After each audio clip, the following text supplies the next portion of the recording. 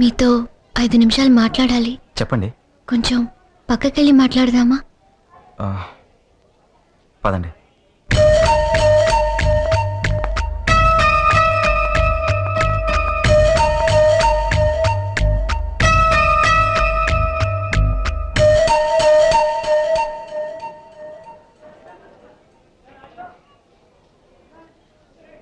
ఏదో ముఖ్యమైన విషయం మాట్లాడాలన్నారుగా, చెప్పండి. నాకు మీరంటే ఇష్టం వేణు. నా మనసంతా మీరే ఉన్నారు. నేను మిమ్మల్ని పెళ్లి చేసుకోవాలని ఆశపడుతున్నాను. దానికి మీరు ఒప్పుకుంటారా? మిమ్మల్ని అడుగుతున్నాను, సమాధానం చెప్పరే. ఈ మాట మీరు ఆ రోజే చెప్పుంటే చాలా సంతోషపడేవాడిని. ఇప్పుడు టూ లేట్. అవునండి, మీకు కావాలనుకున్నప్పుడు రికార్డ్ చేయడానికి, వద్దనుకున్నప్పుడు చెరిపేయడానికి ప్రేమ అనేది టేప్ రికార్డర్లో పెట్టే క్యాసెట్ కాదు, మనసు. ఒక్కసారి చెరిపేస్తే అంతే. మళ్ళీ రికార్డ్ చేయడం ఎవరి వల్ల కాదు. కాలేజ్ చదువుల్లో అయితే ఫస్ట్ చాయిస్, సెకండ్ చాయిస్ అని చాయిస్లు ఉండొచ్చు. మ్యాథమెటిక్స్ కాకపోతే ఫిజిక్స్, ఫిజిక్స్ కాకపోతే హిస్టరీ అని. కానీ ఇతను కాకపోతే అతను అని లైఫ్లో మాత్రం చాయిస్లు ఉండకూడదు. ఇతనే తనకు భర్తగా వస్తున్నాడని నిర్ణయించుకుని ఆ తర్వాతే ప్రేమించడం మొదలు పెట్టాలి. మీలాగే ఎంతోమంది అమ్మాయిలు తన కాబోయే భర్త హృతిక్ రోషన్లా అందంగా ఉండాలి, టాటా బిర్లాలా కోటీశ్వరుడై ఉండాలని కోరుకుంటున్నారే తప్ప వాడికి మనసుందా, అసలు వాడు జీవితాంతం మనల్ని సరిగ్గా చూసుకోగలడా లేదా అని ఎవ్వరూ ఆలోచించడం లేదు. అందుకే నిజంగా ప్రేమించిన మాలాంటి వాళ్ళు మోసం చేసి వాళ్ళు మోసపోతున్నారు.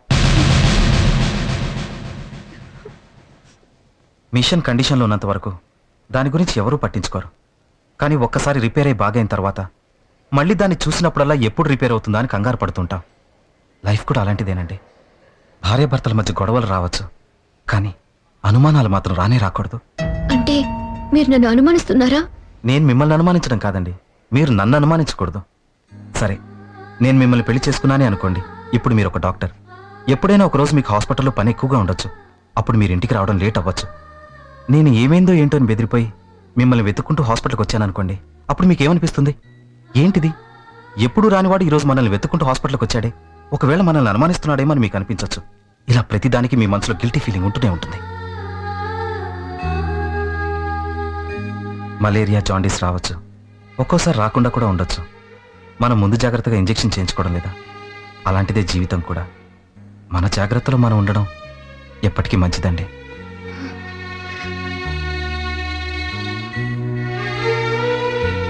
నిజానికి మీరు నన్ను ఇష్టపడకపోతే నేను డాక్టర్ అవ్వాలని ఎందుకు ఆశపడ్డారు? రోడ్డు మీద సైకిల్ మీద, స్కూటర్ మీద వెళ్తుంటాం. అప్పుడు మన ముందున్న కారులో వాళ్ళు డోర్ సరిగ్గా క్లోజ్ చేసుకోకుండా వెళ్తుంటారు. ఆ బండిని ఓవర్టేక్ చేసైనా వెళ్ళి ఎవండి డోర్ సరిగ్గా క్లోజ్ చేయలేదని హెచ్చరించి వెళ్తాం. వాడెలా పోతే మనకి అని వదిలేసి వెళ్ళాం.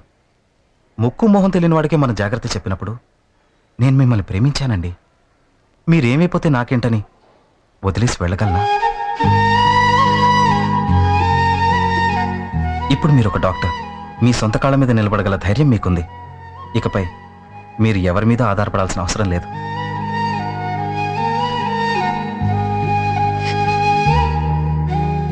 సడన్గా కాలు విరిగిపోతే సపోర్ట్కి స్టిక్తో నడుస్తాం.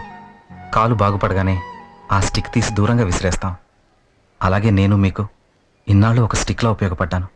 ఇక ముందు మీకు నా అవసరం ఉండదు.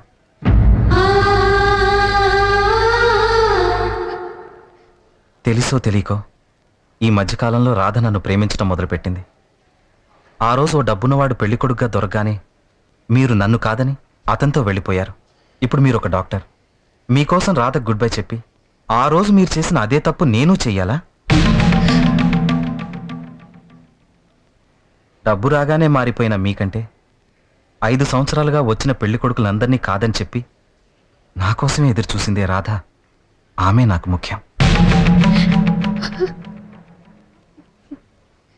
మీ అంతస్తుకి తగిన ఒక డాక్టర్ను, అంతకన్నా డబ్బున్నవాడిని చూసి పెళ్లి చేసుకోండి. అదే మీ లైఫ్కి మంచిది.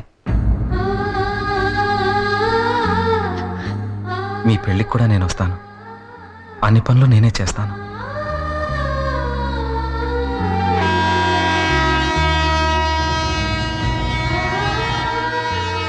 ట్రైన్ బయలుదేరుతోంది, త్వరగా వెళ్ళకండి. ప్రేయసి కోసం ఎంతో మంది కష్టపడ్డారు, త్యాగం చేశారు. కానీ మీకు ద్రోహం చేసిన నా జీవితం కూడా బాగుండాలని కోరుకుంటున్నారు. Really you're gentlemen. మిమ్మల్ని ప్రేమించినందుకు చాలా గర్వపడుతున్నాను. నేను పెళ్లి చేసుకోవడంలో మీకు సంతోషం ఉందంటే తప్పకుండా పెళ్లి చేసుకుంటానండి. వస్తానండి. ఉమ్.